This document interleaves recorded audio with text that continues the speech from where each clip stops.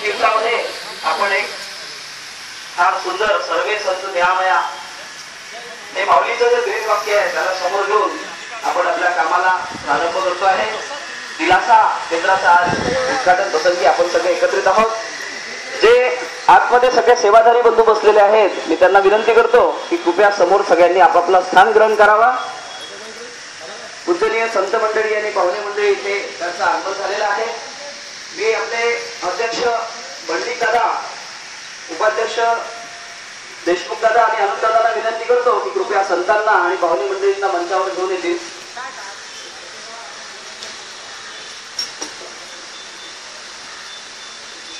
समर्थ सद्गुरु श्री गजानन महाराज की जय।